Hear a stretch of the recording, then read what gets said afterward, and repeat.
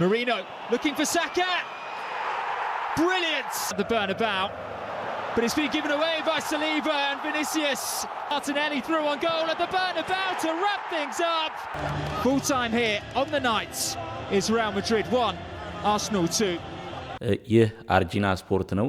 ዛሬ ሚያዝያ 8 የተለያዩ ስፖርታዊ ትንታኔዎችን ለማቅረብ እዚህ ተገኝተናል። በርካታውን ጊዜ የፕሮግራማችንን ክፍል የምንሰጠው በትላንትናው ዕለት ምሽት ላይ ስለተደረገው የአውሮፓ ቻምፒየንስ ሊግ ጨዋታ አርሰናልን ከሪያል ማድሪድ በሳንቲያጎ ቤርናባው ስላገናኘው ጨዋታ ይሆናል። ይህ ጨዋታ እንግዲህ እንደሚታወቀው በርካቶች በዓለም በቢሊዮኖች የሚቆጠሩት የጠበቁትና ትልቅ ፉክክር ይታይበታል ተብሎ የተጠበቀ ውድድር ነበረ። ይህም በአርሰናል የበላይነት ተጠናቋል። ጨዋታውንም በድጋሚ በሳንቲያጎ ቤርናባው በማይደፈረው ሜዳ አሸንፎ ማለፍ የቻለ ቡድን መሆን ይችላል። ከዚህ ቀደም የነበረውን በኤሚሬትስ የተደረገውን ጨዋታ እንደሚታወቀው አርሰናል 3-0 ማሸነፉ ይታወቃል። እንዲሁም በትላንትናው ዕለት በማድሪድ ተገኝቶ 2-1 ማሸነፍ ችሏል። ይህ እጅግ ለዓለም የማይታመንና እጅግ ያልተጠበቀ ነበረ። ሌላው ቢቀር እንኳን ሪያል ማድሪድ እንኳን ባላሰበው መንገድ ባልጠበቀው መልኩ በዚህ ይህን የሚያክል የውጤት የተጋነነ ውጤት ለውጥ መጥቶበት 5-1 በሆነ አግሪጌት ውጤት መሸነፍ ችሏል። ከዚህ ጋር በተያያዘ የተለያዩ ትንታኔዎችን የምንሰጥ ይሆናል። አብራችሁ እንድትሆኑ ከወዲሁ እንጋብዛለን። ወደ ትንታኔያችን ስንገባ አርቴታ እንግዲህ እጅግ ማድሪድን ታክቲሻንነቱን ያስተማረበት እንዲሁም ማድሪድ ያለ ታክቲክ ከአመት ዓመት ይሄን የሚባል ታክቲክ ሳይኖረው በካርሎ አንቸሎቲ የተመራ የማይታመኑና ሊቀለበሱ የማይችሉ ውጤቶችን እየቀለበሰ እዚህ መድረሱ ይታወሳል። ነገር ግን ይህ ለአርቴታ ታክቲክ እጅግ አዳጋች መሆን አልቻለም። የቤት ስራ አድርጎ ለረጅም ጊዜያት ሲዘጋጅ ቆይቶ እንዲሁም ተጫዋቾች በጉዳት ያጣቸው ተጫዋቾች ቢኖሩትም እነሱን በመተካት ፋንታ ያለ 9 ቁጥር ቋሚ የሆነ አጥቂ ሳይኖረው ይህን ጨዋታ በበላይነት መወጣት ችሏል። ይህም ለአርቴታ እጅግ ክብር የሚያሰጥ ሆኗል። በዓለም ደረጃ እጅግ የሚያስደንቅና ትልቅ አሰልጣኝ እንደሚሆን ከወዲሁ ተስፋ እንዲጣልበት ማድረግ ችሏል። በክለብ ደረጃ ማሰልጠን የቻለው የመጀመሪያው ክለብ አርሰናል ነው። 6ኛ ዓመቱ ላይ ይገኛል።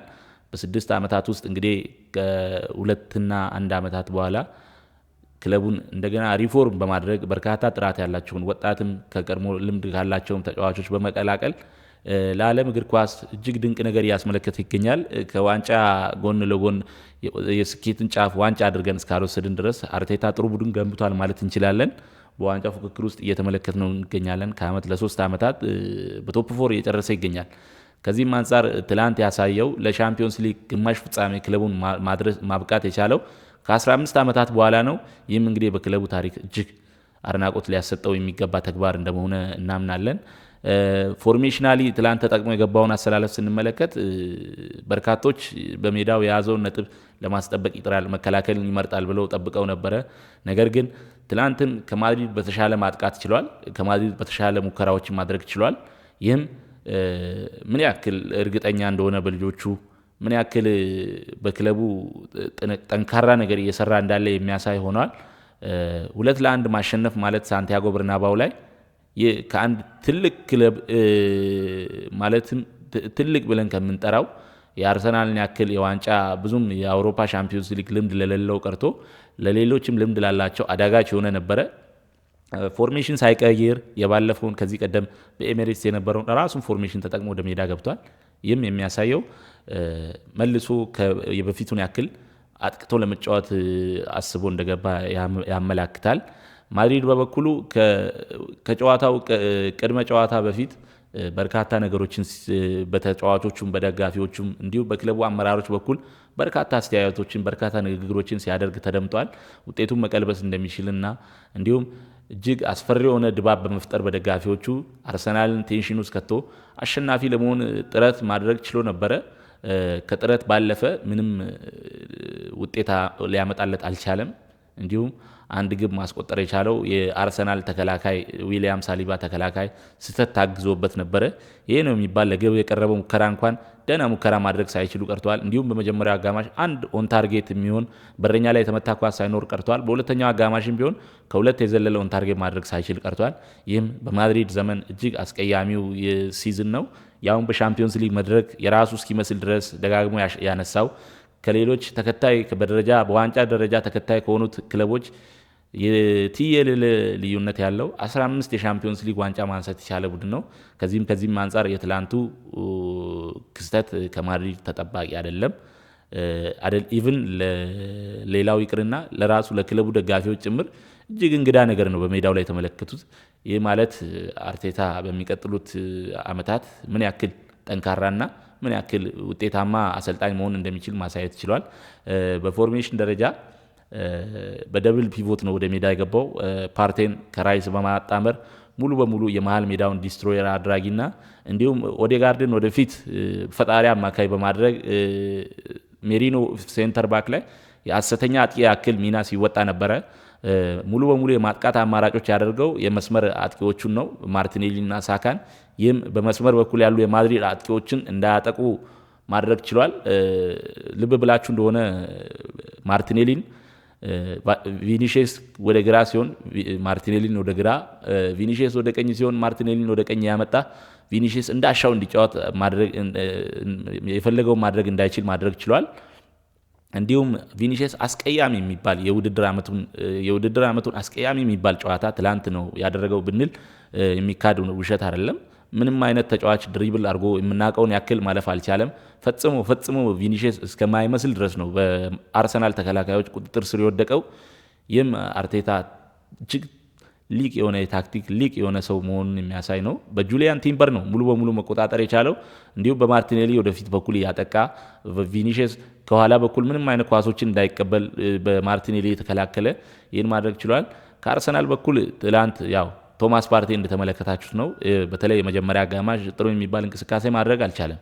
ከሁሉ በተሻለ የጨዋታው ኮከብ ተብሎ በሚገባው መንገድ መመረጥ የቻለው ዴክላን ራይስ መሀል ክፍሉ ላይ እጅግ የተሻለና እጅግ ኃያሉ ነበረ። ኳሶችን በመንጠቅ ወደፊት ኳሶችን አደራጅቶ በማውጣት አጥቂ ጋር ለማገናኘት ፈጣሪ አማካይ ጋር ኳስ ለማገናኘት ዴክላን ራይስ እጅጉን የተሻለው ተጫዋች ነው። ትላንት በጨዋታው ላይ የጨዋታው ኮከብ መባል ችሏል። የሚገባውም ነው። ሚጌል ሜሪኖ ከአማካይ ስፍራ ተነቅሎ በአርቴታ ስር ፊት ለፊት ሴንተር ፎርዋርድ የ9 ቁጥር ሚና ተሰጥቶት የተጫወተ ይገኛል። ከዚህ ቀደም በተደረገው የማድሪድ ጨዋታ ላይም ግብ ማስቆጠር ችሏል። ይህም የምናውቀው ነው።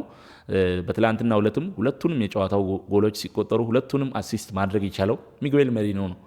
ይህን ተጫዋች እንግዲህ አርቴታ ወደ ቡድኑ ሲቀላቅለው አማካይ ክፍሉ ላይ ቶማስ ፓርቴን ያግዛል በሚል ከኋላ ላይ ለማጫወት እንዲሁም አንዳንድ ጊዜ የኦዴጋርድ ምትክ አድርገው ለማጫወት ነበረ።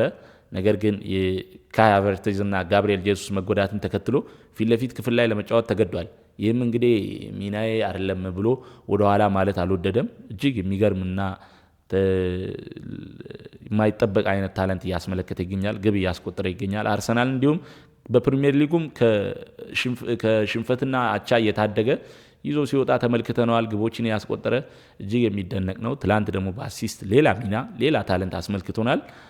የአርሰናል ደጋፊዎች እንኳን ደስ አላችሁ ማለት እንወዳለን።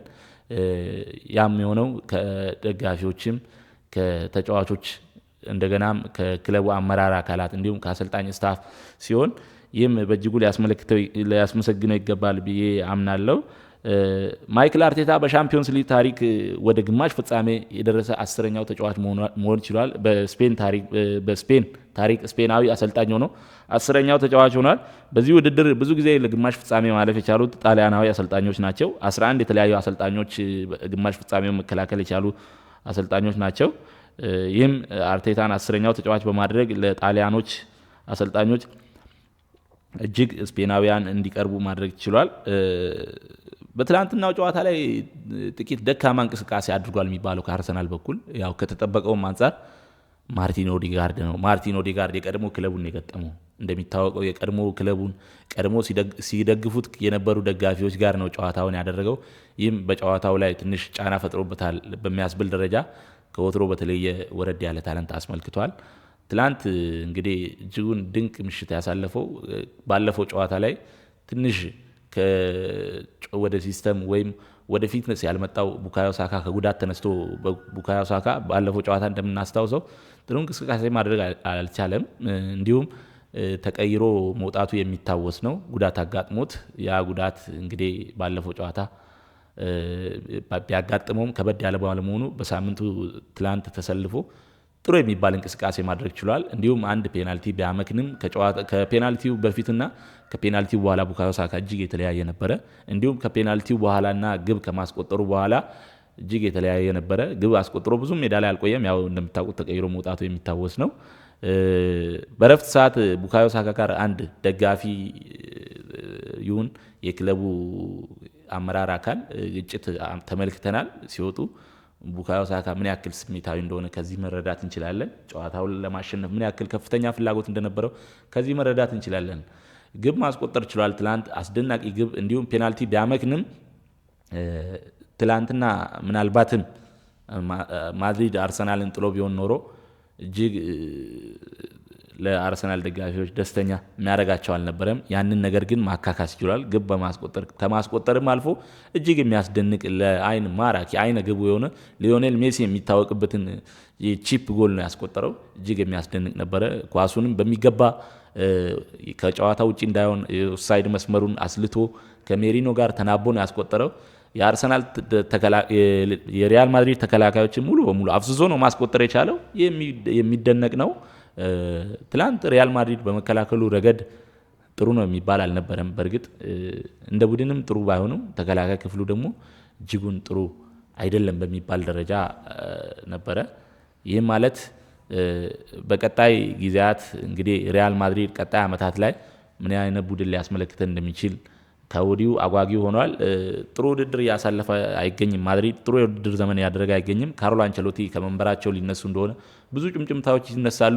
ምናልባትም ይህ የውድድር ዘመን የመጨረሻቸው ሊሆን ይችላል በሪያል ማድሪድ። ቀጣዩ የሪያል ማድሪድ አሰልጣኝ ይሆናል ተብሎ የታሰበውም ዣቢ አሎንሶ የባየር ሊቨርኩሰኑ አሰልጣኝ በባየር ሊቨርኩሰን አምና ያለምንም መሸነፍ ግስጋሴ የጀርመን ቡንደስሊጋውን ዋንጫ ማንሳት የቻለ ቡድን ነው።